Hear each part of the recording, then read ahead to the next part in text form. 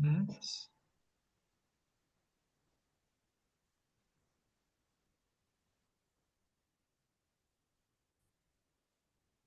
That didn't go on. Good evening, everyone. Tonight, shiur and I have to also dedicate it to the hostages who unfortunately have been returned in caskets, and may all their neshamot have an aliyah. May Hashem, came damam. Uh, So tonight we are going to be talking about the parsha of Terumah. This Shabbos, we actually have a very unique situation where we are going to read from three different Sifrei Torah. One, of course, is our regular parsha of Terumah. The second we will be reading for Rosh Chodesh, and the third will be Parshat Shkalim, the special first of the four special parshiot, which deals with the collection. This one deals with the collection of the Shkalim, the announcement that with the beginning of the month of Adar, we begin to collect for the new fiscal year at the Beit HaMikdash, at the time of the Beit HaMikdash. And this is to remind us that we don't have the Beit HaMikdash, and therefore we still have to commemorate and remember and pray for the time when we will have a Beit HaMikdash. We'll all have to once again resume giving our half shekels to support the maintenance of the karbanot and all of the other things that are funded by that half shekel from all of Eretz, from all of Am Yisrael. Okay, having said that, we're going to talk tonight about one aspect of Parshat Terumah, which talks about the Mishkan, and one of the things that we are told is that we have to have a menorah. And if you ask most people throughout the diaspora what a menorah is, they will tell you, "Oh, it's what we use on Hanukkah." If you ask most people in Eretz Yisrael what a menorah is, you'll probably get a different answer because the item that we use on Hanukkah in Israel is generally referred to not as a menorah, but as a Chanukiah, whereas throughout the diaspora, at least in the areas where I grew up, it was generally called a menorah. However, that's not the menorah we're talking about tonight. And I'm going to start a little bit differently than I normally do because we have a saying, of course, that a picture is worth 1,000 words. So we're going to start off with a few pictures, and then we're going to go to some words. So if we look at this picture, we find first and foremost, I want to tell you that there are two different versions that we have seen throughout the artistic work of what the menorah looks like or looked like.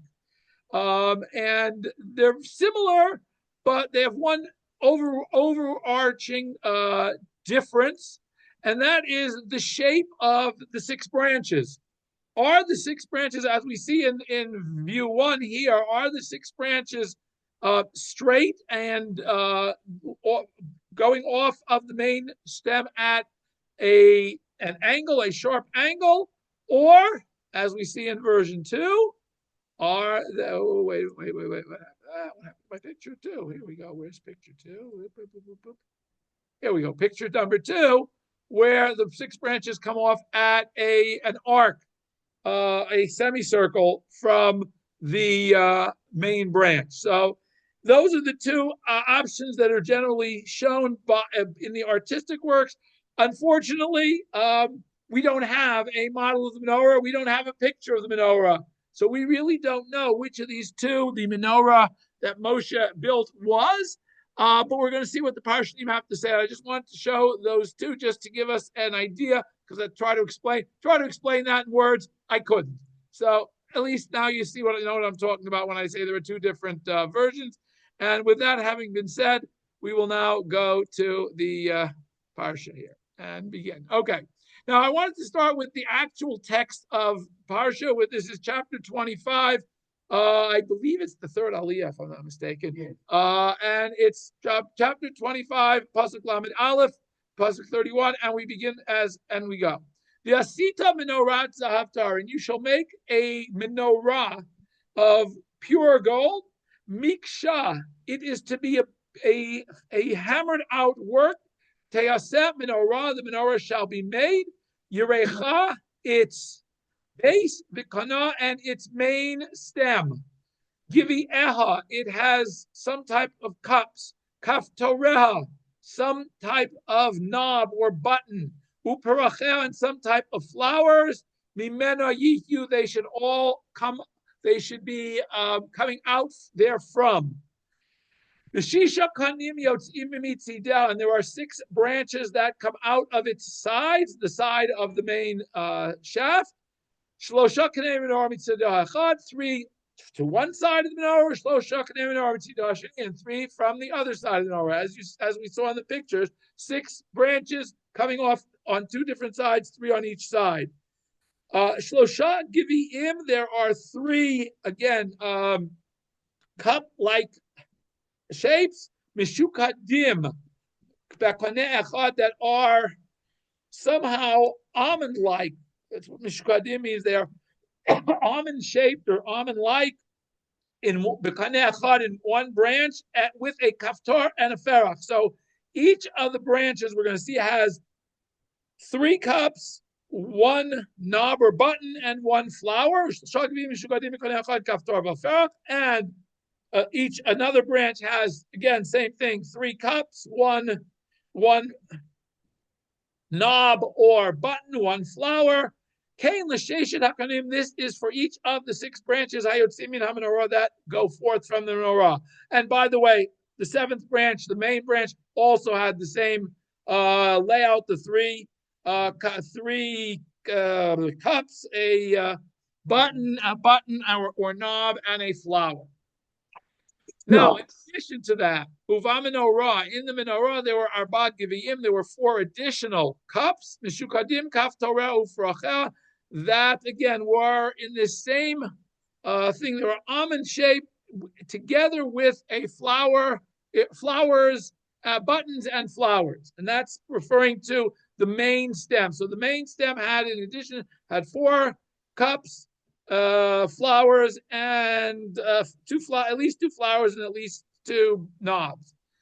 Additionally, the menorah in verse 35 tells additionally it has the chaftor tachat shnei hakonim mimena, where each of the 2 branches meet at the base of the menorah, at the central shaft of the menorah. There is to be a kaftor, there is to be a knob or button. There are 3 pairs that all meet at those 3 junction points. Those 3 junction points are all adorned with, again, a kaftar, as I said, knob or button, depending on how you want to translate it. For all 6, i.e., for each of the 3 pairs, there is to be a knob on the menorah. Kaftorehem, all of these knobs or buttons, whatever you want to translate, ukenotam, and the poles, mimena yihu, the branches are all to be from this. They're all to branch off from the central point, and they're all to be made from the same piece. Kula, the entire menorah is miksha achat, one beaten piece. It's not allowed to be made. We're going to see in the parshat, not allowed to make these as separate pieces and then solder them together. All has to be made from one piece of zahav tahar, of pure gold. 37. You should make 7 candles, which are basically cups to hold the oil. The halad nerotah, and when you light the candles, the light should shine across its side of the face of the menorah. Umal kacheha umachtoteha, the tongs or tweezers that are used for the wicks, umachtoteha, and the cups or spoons that are used to clean out any unused oil or any burnt out or charred old wick, zahav tahar, they also have to be made of pure gold. And then it tells us kikar zahav tahar yaseota, and it should entirely be made of 1 kikar of zahav tahar. It should be made at kol hakelim oil and all of these items. We're going to see what items it's talking about that have to be made out of this kikar of zahav tahar, what are included, what are not. By the way, just for your information, if you want to know how much gold did they use, that's what everybody wants. Well, it's okay, it's a kikar of gold. What is a kikar of gold? A kikar of gold in the Mishkan was, a normal kikar, by the way, is 600 shkalim in terms of weight, but the kikar of the Mishkan was 1,200. which, by the way, at least according to Rabbi Art Scroll, comes out to about 2,400. One kikar comes with approximately 2,400 ounces of gold. Approximate cost at today's price of gold, just for your information, I just happened to look up price of gold today, just so I'd be able to say this one line, $7 million plus is the value of the gold that was used in the menorah, just to give you an idea of how much this little item was worth. And again, if you think in terms of the weight, 2,000 plus ounces, about 150 pounds this weighed. So it was not something you just picked up and carried on your own. This was something that was a rather heavy item. Okay, and this is Re'eva saying you should look and make b'tavnitam according to the shape asher tamar evar, according to which you were shown on the mountain. Okay, that's again all directed to Moshe. How and we'll see again what does that refer to. Now, one other pasuk that we have that relates to the menorah is when Hashem commands Moshe to tell Aaron to light the menorah in parshat Beha'alotcha. By the way, notice the word Beha'alotcha again when you raise up the candles, and here it says also Beha'alot nerotah, and you should again not light. It doesn't say ladliket hanerot that you light, but Ve'lah, you raise up the candles. So or the wicks when you are lighting this menorah. Okay. In Parshat Beha'alotcha, we have one pasuk that relates to the discussion of the construction of the menorah, and that is Bamidbar Parakhet pasuk Dalet says the following: V'zeh Maseh menorah, and this is the way the menorah was made. It was miksha zahav. It was made of beaten gold. Again, as I said, it wasn't a bunch of pieces that were all attached to each other. It was one solid piece of gold that they had to shape and hammer and bang and probably, melt somewhat so they could form all these wonderful shapes. Don't ask me, I'm not a goldsmith. I never did this, but it's rather intricate work if you look in the pictures, and we're going to go back to the pictures a little bit later. But ad Yerecha, from its base, ad Yerecha till its flower, mikshahi, the whole thing was all one piece. Kamar'eh, according to the appearance, Asher Hashem et Moshe, that Hashem had showed Moshe, that is how he made the menorah. Okay, now a couple of things relating to the construction of the menorah, the materials of the menorah. We go to the Gemara in Menachot. Gemara Menachot brings the following very interesting sentence. It says, first and foremost, this is the Mishnah in Menachot.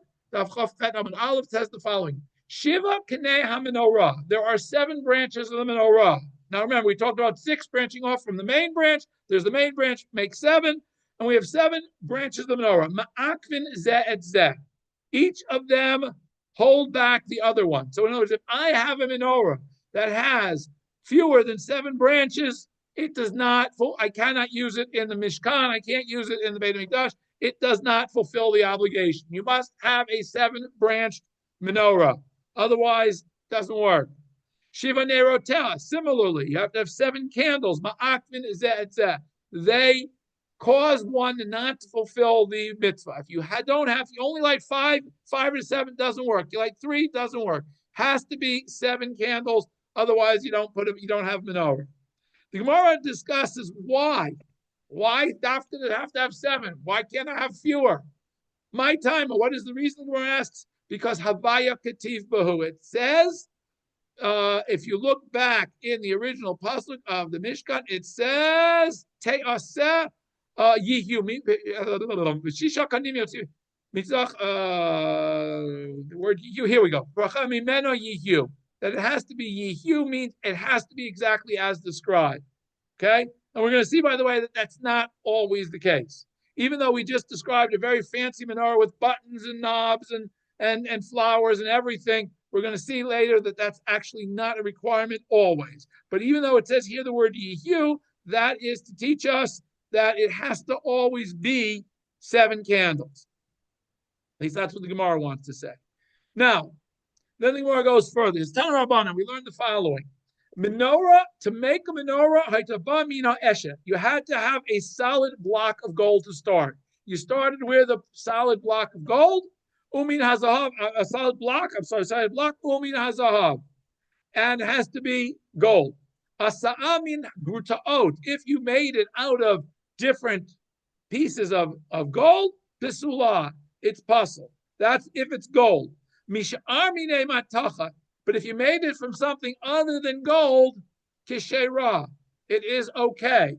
You're allowed to make the menorah. The preferred material for making the menorah is gold. If you don't have gold, you can't afford it. You're in a time where the Jewish nation is poor. The Makashmonaim, they've been through a terrible war. They're all poor. They have no gold to make a menorah. What do? You're allowed to make it from any metal. Okay? That's what the Gemara says in the Menachem. The Tanya, and again, it goes a whole discussion tomorrow. The time we learn the following. The pasuk tells us, Kikar zahav tahor yaseh otah. Wait a minute, we just read that it has to be made out of pure gold, right? And it even tells us how much pure gold to use, 1 kikar. Ba zahav. So the Gemara explains this pasuk to me in the following. If it comes from zahav, when you make a gold menorah, it has to come ba kikar. You must have you have exactly 1 kikar of gold. No more, no less. When you make it out of gold. Eina bazav. What happens if you don't have a kikar of gold lying around in your backyard to make it? Eina ba kikar. Then you don't need specifically a kikar. If it's not gold, it doesn't matter how much it weighs. If you make it any other metal, it's okay. The only thing it requires, 7 branches. Givi eha kaftoreh ufaracheha. Now the same thing. We have all of these adornments, these cups and buttons and flowers. Ba'azahav, when it's gold, that's a requirement. You have to have all the adornments. When it's a gold menorah. Eina bazav. If it's not a gold menorah, then you get off cheaper. You don't need all the adornments. Okay? Similarly, it has to all be made from 1 piece of gold. Ba'azahav, ba'miksha. If it's gold, if you're making a menorah out of gold, then it requires that you have to have 1 piece of gold and you have to bang it shape it until it's all formed. However, eina ba'azahav, if it's not gold, eina ba'miksha, then you can make it any way you want. You can make a branch and solder them all together, not a problem, as long as you're not using gold. So the Gemara seems to imply that all of these specifications for the menorah that are listed in the Torah are specifically when it's made out of gold. If it's not made out of gold, the only requirement is you have to have 7 branches. That seems to be it. And everything else sort of goes by the wayside, but it also seems that it has to be at least metal. You cannot make a non-metal. There's another Gemara, I didn't bring it down, but the Gemara says that you cannot make a non-metal menorah. Menorah must be made out of metal. That's the only requirement if you don't have gold. And again, as I said, 7 branches. Okay, now we go to our usual start and with Rashi here. Okay, now Rashi again starts with the word miksha, and he says the same. Miksha literally means hammered. Seems to be from something that's kasha, something that's banged hard. Taseh a menorah, it has to be made. Shelo asena chuliyot, it cannot be made of pieces. V'lo yaseh kanev neiroteh ivarim ivarim, can't be made piece by piece. The achar kach yid became kederach hatzorfim, and then put them all together, glue, solder, whatever material you use to attach things together, like smiths do. Shekorin, and he says whatever the word is in Old French, which probably means soldering, something similar. Ela kula ba mechaticha achad. It must all come from 1 solid piece of gold. Umakish bekornos, you bang it with whatever the goldsmith hammers are. V'chotech b'chli ha'amanut, and you cut and shape and whatever. Umafrid hakonim elach v'elach, and you have to separate the branches one from the other and shape them. Now, that's all very nice. Okay, if you happen to be a master goldsmith, then whatever, you can do it. Moshe seemingly was not a master goldsmith. He had some questions. He didn't get it. So Rashi brings down again the Midrash. It says Te aseh ha-menorah, the menorah shall be made, rather than you should make the menorah. Okay? Even though it's so me'eleha, Rashi says. Rashi quotes the Gemara, says me'eleha, the menorah was made by itself. What does that mean, the menorah made itself? Lefi shayamot shamit kashaba. Moshe really was dumbfounded. He could not figure this one out. He just didn't get how to do it. How do I take and make all this fancy shapes out of gold? Amar lo Kadosh Baruch Hu, Hashem says to him, Hashlech et hakikar la'or, just take a kikar of gold, throw it into a fire. Again, that would be, again, we would have had to do that anyway to make it malleable enough to be able to work. It will miraculously come out on its own. That's why it doesn't say miksha ta'aseh menorah. It says te'aseh menorah. It shall be made passively rather than you should actively make it. Okay, so the Midrash says again that Moshe couldn't figure it out. Okay, Yerecha is Haregel Shalmata. Yerecha is the base that sits on the bottom. Hasui can mean Teva. It's like a little box on the bottom that, of course, supports the whole menorah. Ushlosha Raglayim Yotzim Hemena Ulamata. And it had 3 little legs. It was basically a tripod, or at least it was supported on 3 legs. And that was how the menorah stood. And then you got the base, and then you have the main stem going upward from the base. As I'll point this all out again when we go back to the pictures. V'kaneh, and the main stem. Hakaneh emtzai shalah. This is referring to the main branch. Ha'ola be'emtzai yarech, that is stationed in the middle of the base and rises therefrom. Zakuf kalape mala, and it just picks up. It stands up straight, going upward. The alav, and upon this main central stem, ner emtzoi asui, the middle candle or the middle oil holder is put. Kamin bazach, like a collector, a cup. Latzuk hashemen letocha, in which oil is poured. And obviously you put a wick in it. Okay, so that's the ner. When it says ner candle, it doesn't mean a candle like we think of it. It means an oil holder and a wick holder. And by the way, if you go back and you look in your Hebrew, when you use the word ner generally in the Mishnah, or it's referring to one of these little oil holders that has a wick holder in it that are generally made of earthenware. In this case, they're not made of earthenware. Okay, but that's generally when the in Mishnaic terms, when it says a ner, that's what it means. That doesn't mean a wax or paraffin candle. It means an earthenware vessel that holds oil, which has a little hole for a wick slot and probably an air hole also, so that it will burn properly. Okay, givi eha. Givi means its cups. And Rashi says what? Hein kamin kosot. Just they were shaped like cups. Shosin mizechuchit, that are made of of glass. Aruchimu kitzarim, long and narrow, like a regular drinking cup or a kiddush cup or whatever you want to call it. The karlem, and whatever the name is, gviim, it's a cup. We've had this word gvia before with Yosef and the brothers. We had the word. The elu, however, these on the menorah, asuyin mizahav, were made of gold, not glass. Uboltin, and they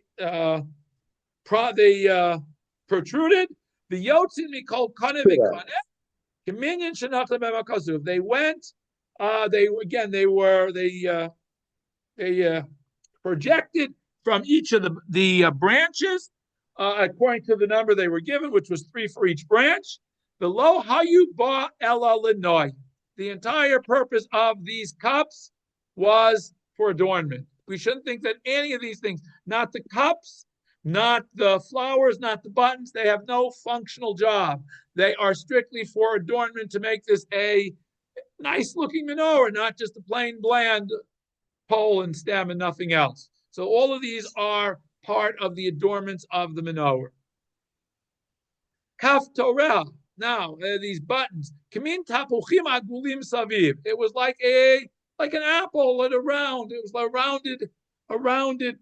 That's why a knob or button. Maybe knob is a better translation. Boltin svivora konem sa'iv. That again protruded circularly around the main branch. Like they make in fancy menorahs that they put before kings and queens and whoever else has these fancy things, and people who can afford fancy candelabras in that days.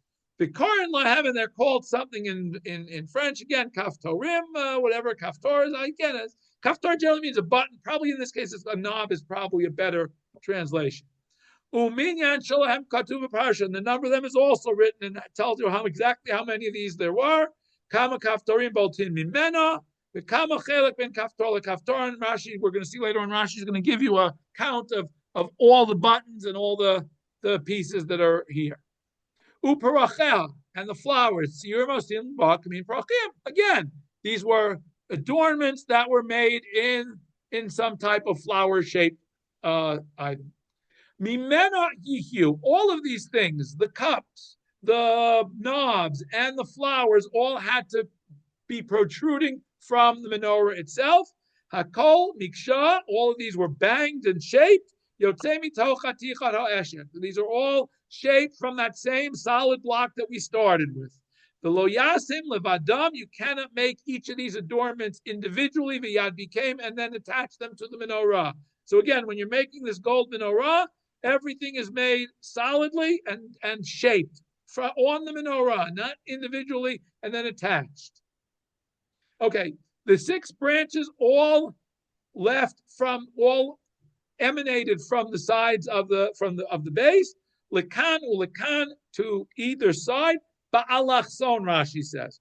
Rashi, if you go back to our original 2 menorot, where one was straight and the other was curved, Rashi says very clearly that they were straight and diagonally across, shaping upward from the branch of the menorah. Okay, nimshachim, they would extend the olim, and they would be elevated ad keneged gofa shel menorah.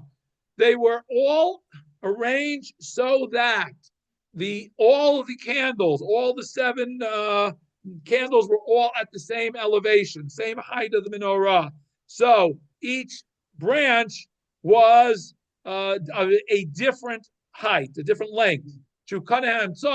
The yotzi mitoch kanehem tzoy zel l'malam mizeh, and they all emanated from the middle branch on 3 different levels, one above the other. Hachtachton aroch, the lowest was obviously the longest.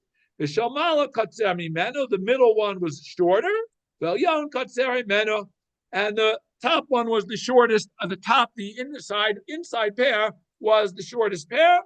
Lefish hayagova roshem shavel gova shel kanehem tzoy Hashvi'i, because the height of the top of the candles where they were all lit, all were the same as the height of the central candle, Shemimenu Yotzim Sheish Rakanim, from which the other 6 branches emanated. So again, most thing is you have to have 7 branches, and the 7 candles have to all be at the same height, or from the same elevation from the ground.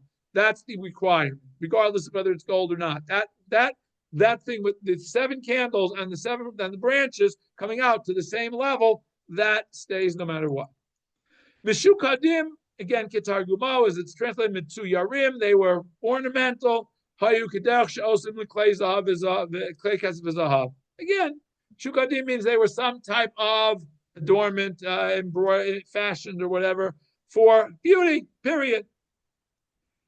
Shlosha Giviyim, there were 3 cups, both to be called Kana V'Kana, from each top, near the end of each branch. There were 3 of these cups from each one.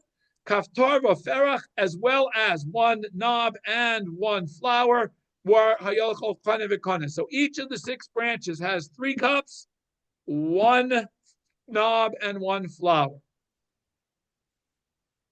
Now there were 4 cups on the main branch. There were 4, not 3. All the other ones had 3 cups. This one, the main one, had 4. One that was on the bottom part of the menorah below where any of the branches branched out. The other 3 were at the top, from above where the other branches branched out. So as I said, we're going to see all this. I'm going to go back to the picture in a minute and try to point all this stuff out to you where each of these things are. Mishukadim kaftoreh. We're going to skip this one, okay? Now, at each point where the 2 branches met the central pole, there was a knob.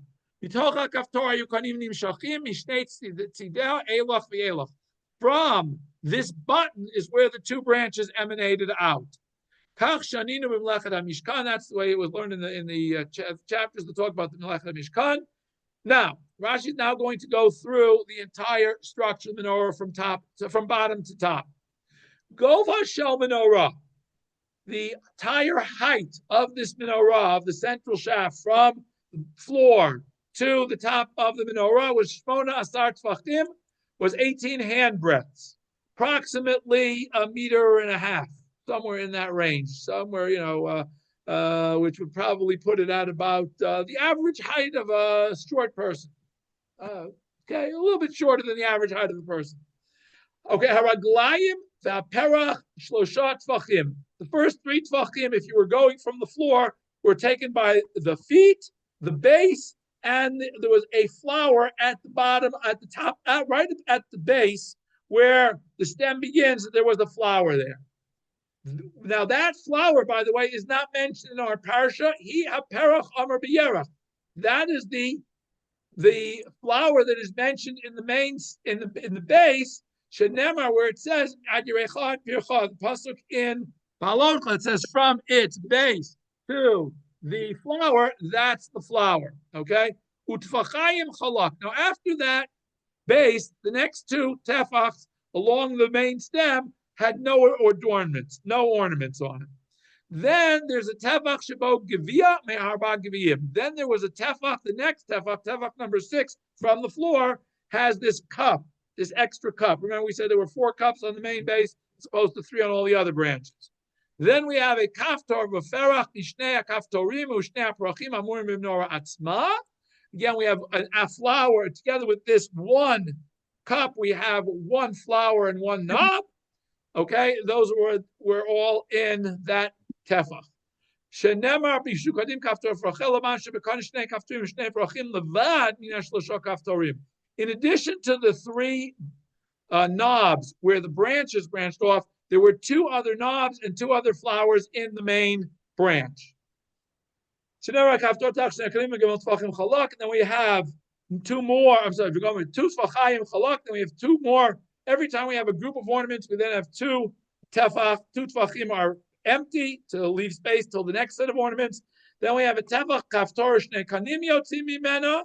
Then we have the first pair of branches that branch off. The nimshachim yolim keneged gova shel menorah. Tfachayim chalak. 2 more empty. Just see the branch, no ornaments. Then again, same thing was repeated twice with the other 2 pairs of branches. And then the upper 3 tfachim of the main stem, there was where the shlem shlosha gviyim v'kaftor v'ferach. That's where the 3 cups and the second flower and second knob are located. Now, Rashi says, now if we count all of the adornments on the menorah, we had 3 types of adornments. We had cups, we had knobs, and we had flowers. Nimtzu, Rashi says, we find the following. Giviyim, cups, esrim ushnayim, there were 22. Shmona asar l'shisha kanim, each of the 6 branches, other than the middle branch, had 3 each, that's 18. Shlosh kol echad v'echad. The arba begufa shel menorah, and the main stem had 3 at the top to make 21, and 1 at the bottom, which makes a total of 22.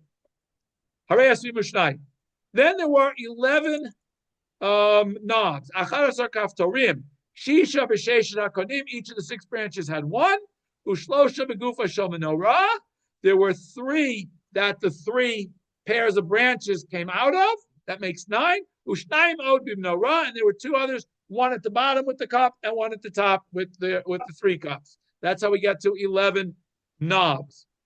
Okay, and we went through this whole thing. Okay. And there were 9 flowers. The 6 branches each had 1. And the main branch had 3. 1 again at the top, and I'm sorry, 2 at the top, 1 at the top, and one at the bottom, and 1 that went with the 3 cups. Okay, and that's the one we mentioned in parshat Balotcha. There was an extra flower. Now I'm going to go back for a moment. We're going to stop here. And we're going to go back to the picture and show you all those things that Rashi just pointed out. Here we go. Let's go back to the Menorah pictures here, and we will see all of these wonderful things. Now, let's first go back. Where is my? Here we go. Okay. Now, if you look here, if we can get this centered on the page properly. Okay. Now you'll notice, firstly, you've got the base with its three. Well, you can't see the third foot because it's in the back, but you can see the 2 feet in front, and you see at the bottom there is a cup. Okay. And then we have a cup, a flower, and a knob here. We have a knob here, a knob here, a knob here. And then at the top of the main branch, we have 3 cups, a knob, and a flower. So total on the base, you've got 4 cups, 3 in 1. You've got I'm sorry, not flower, knob, 5 knobs. And flower, you have 1, 2, 3. Okay, now on each of the other branches, you've got the 3 cups here, you see. You've got a knob and a flower. And then you've got the oil cup sitting and resting on the top. Notice all the oil cups miraculously come out to be the same height as they're supposed to be. Okay, that's on this version. The other version is pretty much the same. Again, this slightly different version of what they each looked like. Again, you see that. Notice the base here. The base is partially blocked. This one just shows you the staircase, the steps, the pedestal that the Kohen would stand on to be able to light the menorah. He had a 3-step little pedestal where he would stand when he lit the menorah, also shown in this picture nicely. Torah doesn't talk about that, but it was there. And again, here you see again the different knobs, buttons, and cups. Okay. And if you want, there is another picture here where he goes through how we get to 18. Here it shows, the next one here shows how exactly we get to 18 tefachim. Again, the first 3 tefachim are the base, and here, then you've got 2 blank tefachim, then you've got another tefach that filled with ornaments, another 2 tefachs blank, another tefach with the first pair of branches, 2 tefachim blank, another tefach with the next 2 branches, etc. And then finally, the last 3 tefachim are where all the ornamentation happens. So again, just to show you what the different views of the menorah are. Okay, let's go back to Psukim here and continue. Okay.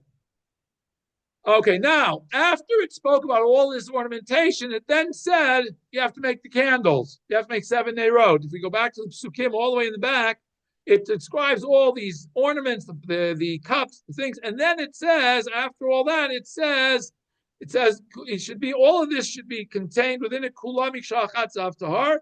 And then after it tells us that, then it tells us then you have to make the 7 oil holders, the 7 candle or oil holders. The lot nerotah, you pick up the nerot and you put them so that they face the middle one. And then it tells us we have to make mahal kochel, machtotah, we have to make other things out of gold. And then it tells us this whole thing. So let's see what Rashi is going to say about that. And let's go back to Rashi here for a minute. Okay, Rashi here at nerotah.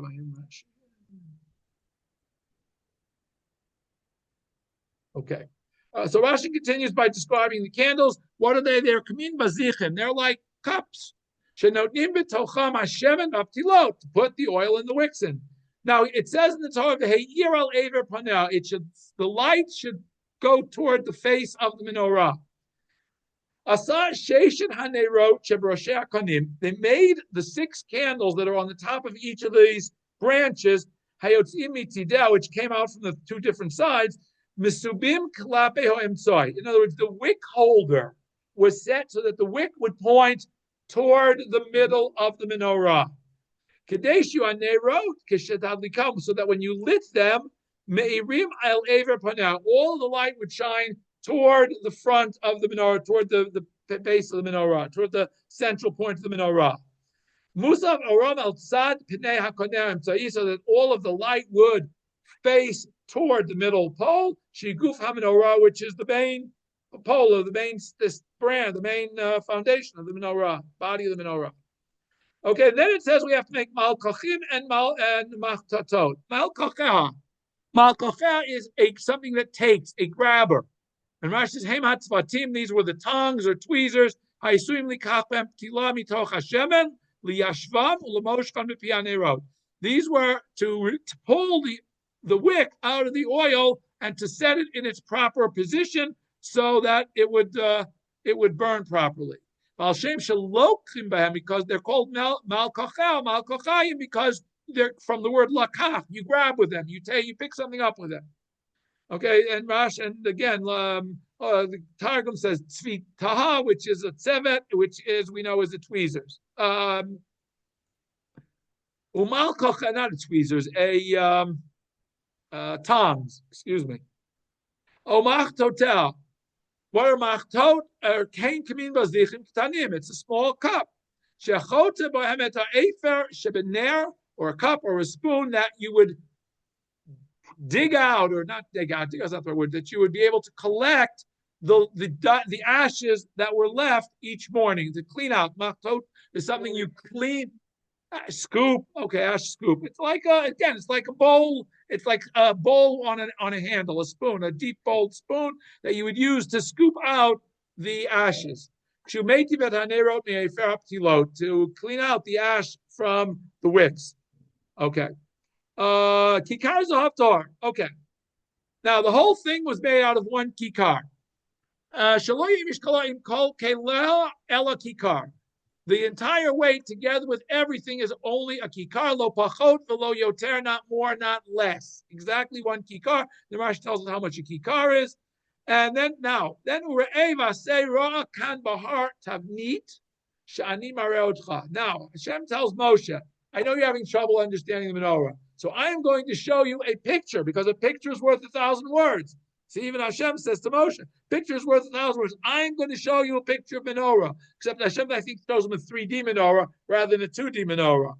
Umagi to teach us Shenikasha Moshe b'maaseh menorah. Moshe could not understand how the menorah works. Cheheralo HaKadosh Baruch Hu menorah shel eish. Hashem showed him a menorah made out of fire in the exact same, I don't know whether the same dimensions, but the same shape as the menorah. Okay. Okay, Ramban.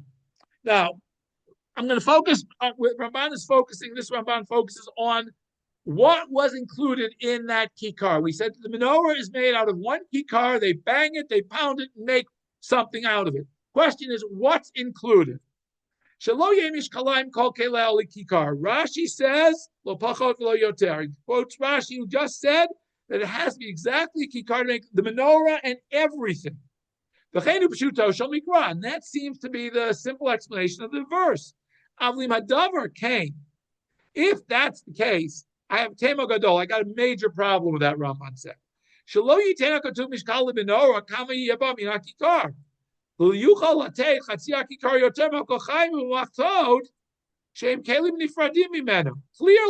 the tongs that I'm using to remove the wood, to play with the wicks, and the cleaners, the cup cleaners, are not part of the menorah. They're separate kalim. If they are included in this kikar, now I have no way of knowing how big do I make them, how much of the kikar do I use on them, and how much of the kikar do I use to make the menorah itself. So Ramban has a problem, according to Rashi, who seems to imply that everything is included in the menorah. You know, you're going to take a whole bunch out and you don't know how much it is. Why is there a specific thing that it has to weigh exactly a kikar? Why does it tell us how big these utensils that are made separately have to be made? Avol, and by the way, he goes, Ain dat Rabotenu K'moshe Marav. Even though Rashi says that everything we've read about was made from that same kikar, that's not what the Gemara says. The following is the Gemara in Menachot says the following. Menorah v'neroteha bami kikar. The menorah and the candle, the oil holders, were all part of the kikar, and therefore they were all shaped out of the same piece of metal. Block of metal was one kikar, period. Out of that block of gold, they shaped the menorah and the candles, but not not the tongs and the scoops that cleaned it out. So then why does the Torah say you take all of these things are made out of one kikar? L'rabot et hanerot. It comes to include the nerot. Because before, that's the Rabbi Yehuda. That's Rabbi Yehuda says. Rabbi Nechemia says, no.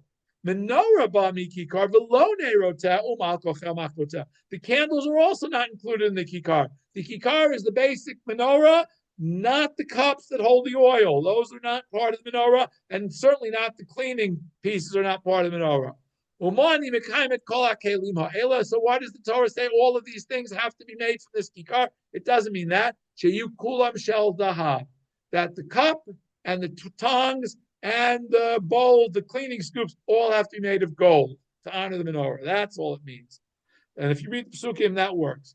V'sham Amru, but the Gemara there, now we go back to Raman. That's quoting the Gemara. Now we go back to Raman. V'sham Amru, and there the Gemara says, L'diva Rabbi Yehuda, according to Rabbi Yehuda, that again, the candles, the actual oil holders, were formed together with the menorah. They were part of the banged out part of the menorah. Nonetheless, the Torah calls them kelim, seemingly separate pieces. They are where the oil sits. So they are a separate, each cup is in and of itself a separate oil holder. Even though they're all attached to the menorah, you have 7 different oil holders. That's why they're called kelim in the plural. The Yeshlem Shein Bifnei Hatzman, and we know that they have their own name. And generally, when you make a menorah, they are made separately. They are not part of the menorah. In other words, you build a menorah, you build this candelabra, and you have a place to put an oil cup in it. You don't necessarily have the oil cup filled in. Why?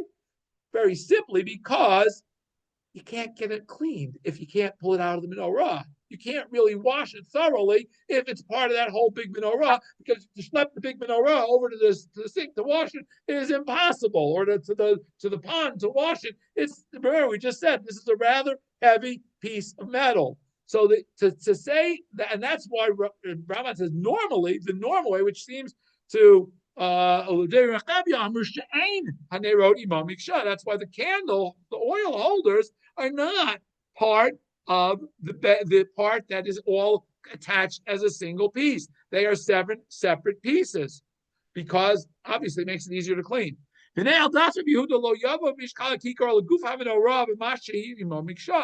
it seems that both of these opinions are going to say that whatever is integral part of the menorah that is pounded from that same piece comes from that same piece.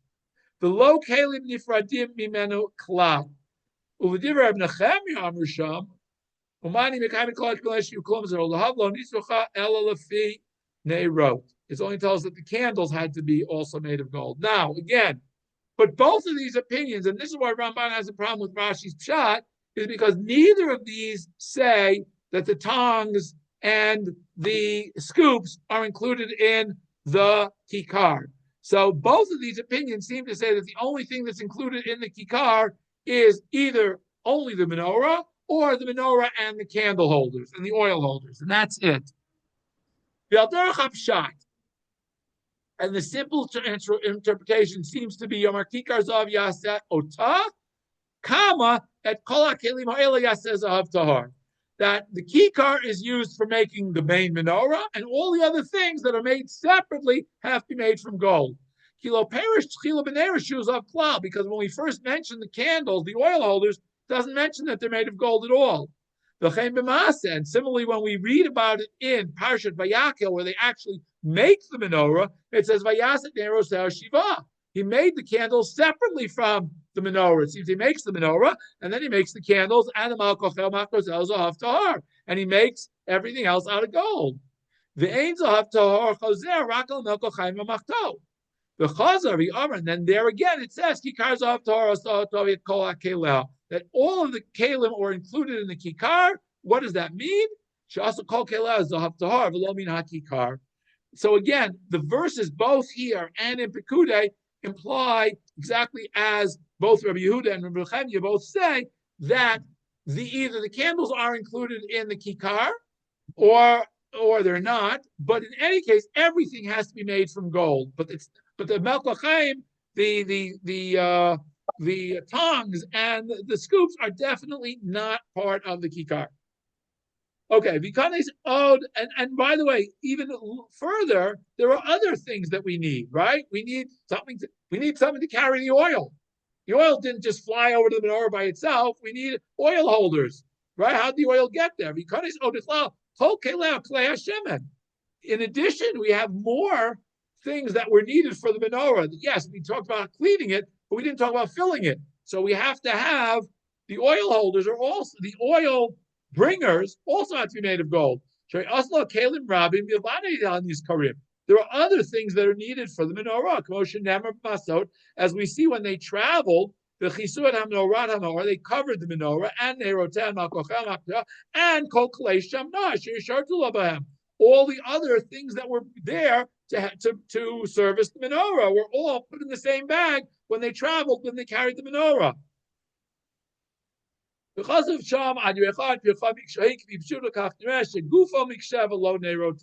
It seems that the main base of the menorah was all from that solid piece of gold, but not the candles. That's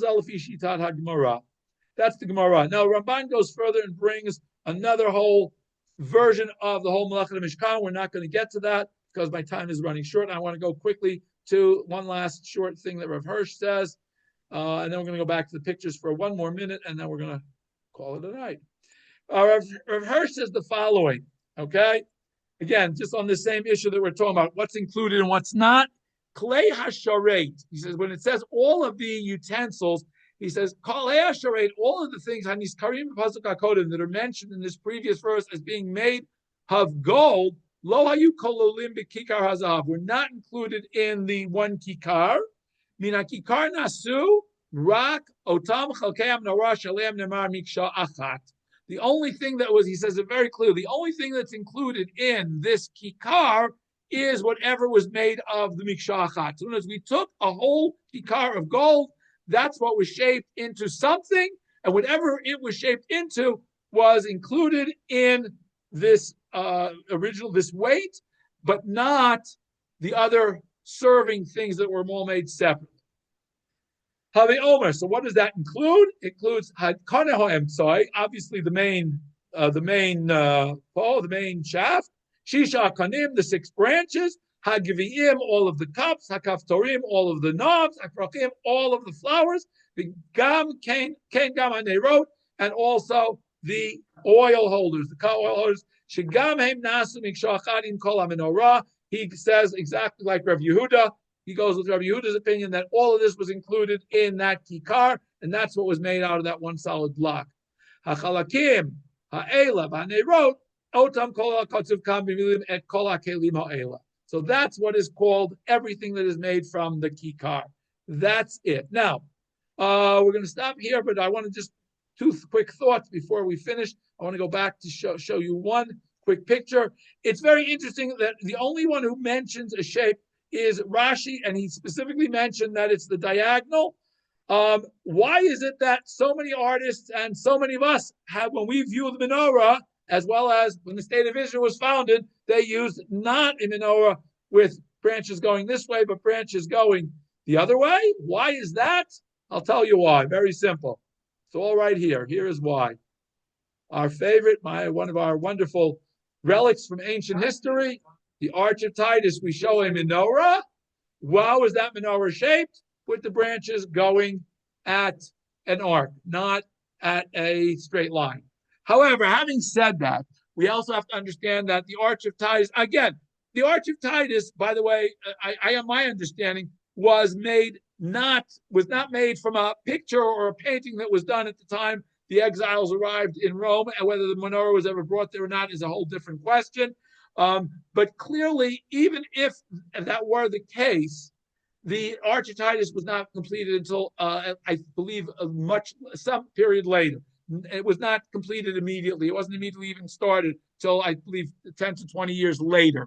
So it's entirely possible that they forgot. However, having said that, it's also entirely possible that the shape of the menorah may have changed over the course of a millennia. being from Moshe Rabbeinu through Bayit Rishon, through Bayit Sheni, through the destruction of Bayit Sheni. We're talking about a period of 1,000 years, or almost 1,000 years, 900 something years. It's entirely possible that the shape of menorah could have been reformatted, but either way, we will know when Mashiach gets here and we rebuild it. If you go to Yerushalayim and you stand at the Kotel, you'll notice they built an Arch of Titus menorah and with rounded menorahs. So either case, I wanted to close its last 2 minutes very briefly, trying to describe 20 pages of Rav Hirsch's commentary, very, very briefly. Rav Hirsch, and by the way, he also Sforno, also in a similar vein, tries to explain the symbolism of the menorah. And we know that the menorah, we are told, represents the light of Torah, Kiner Mitzvah Torah. But Rav Hirsch goes a step further and he says, if we think about the menorah, it represents the fact that we have a central base with 3 pairs of branches. The 3 pairs of branches represent the 2 ways things go. We have what we call theory and practice. And we have 3 different types of ways we do things. We do things through thought, through word, and through speech, and through action.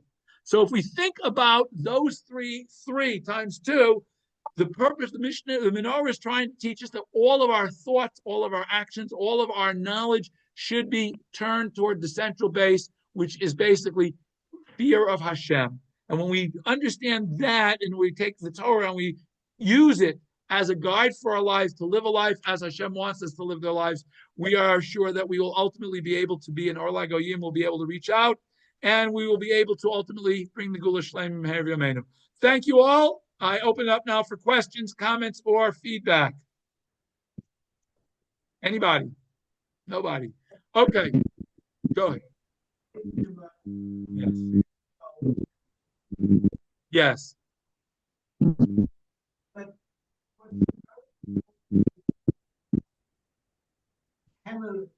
Yes. It says Mikshah, you're supposed to hammer it out. And yet the Medrash says that Moshe throws it into the fire. Yes. Yes.